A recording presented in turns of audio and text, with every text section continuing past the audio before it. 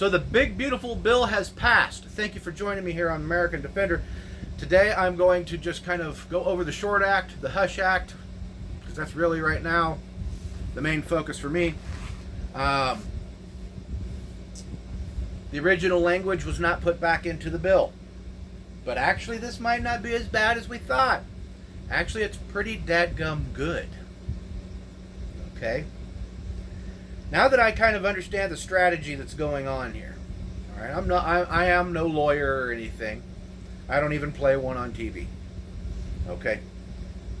But now that I understand the tactics going on here, really the Democrats just handed us a win and didn't even realize what they did. Okay? This was a little bit of that 3D, 4D chess action. Okay.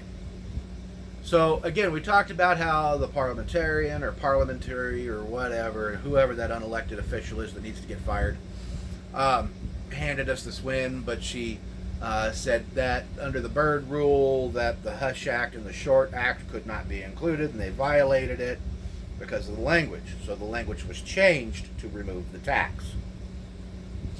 Once that happened, then what was said was, okay, well now it fits. Because this is a budget bill, now this has something to do with budget by removing a tax, so it can stay in. When it passed the Senate, that was the way it was. There was an amendment by a senator from Georgia that wanted the original language put in.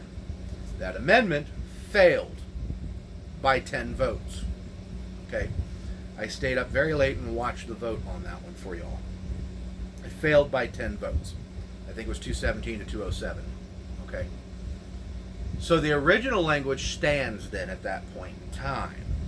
So the current language is that when it comes to suppressors, short-barreled rifles, AOWs, and short-barreled shotguns, the tax is now nothing. You don't have to pay a tax. And on its face, a lot of us go, yeah, well, I still got to do all that paperwork and all that. And just give it a minute. There's a couple of cases from the 1930s. The NFA itself and all the commentary that went with the NFA in 1934. There's a case after that, which I can't remember the actual case file name, but it was in 1937. The defendant's name, all I can remember is that his name starts with a T. All right, I got so much stuff I have to deal with. My memory is, all right, so just trust me on this one. Then there's the Miller case in 1939. All right. And in all of these different cases, it had stuff to do with short-barreled shotguns and all of that. All right. And the only reason these cases were upheld was the fact that the NFA was in place. And the argument, again, from these cases was that the NFA was an infringement.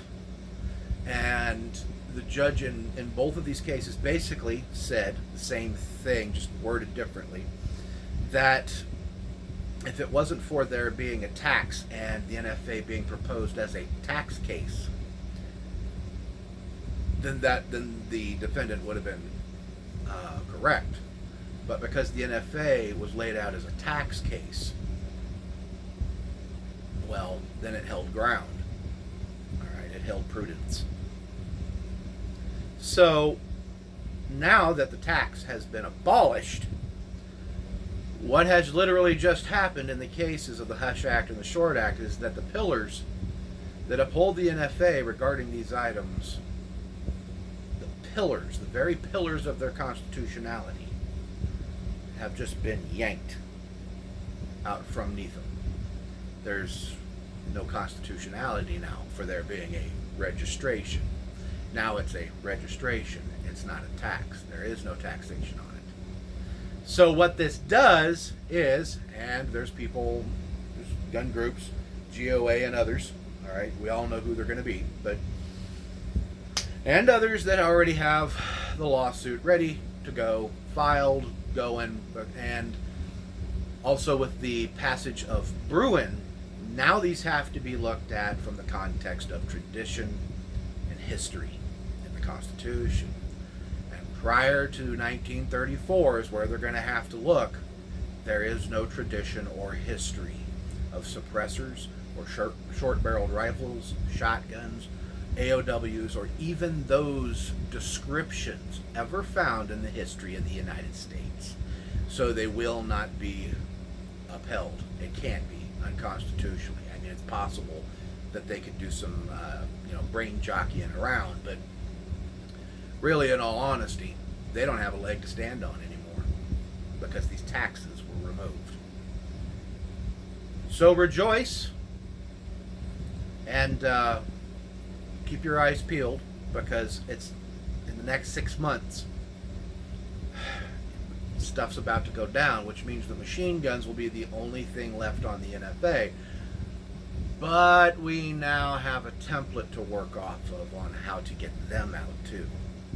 So the NFA is going to go down, and today is the proof of it. The NFA is on the way out. It is an antiquated law. It has done nothing to stop crime.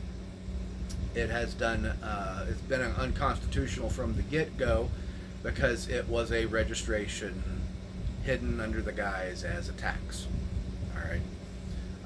So keep your eyes peeled on it. Very interesting things to come. With that, just a little short video here for you fine folks out there watching. I hope you like it. Hit that like button. Really, honestly, I would appreciate that, because it is really helping me bust through the algorithmic suppression of this channel.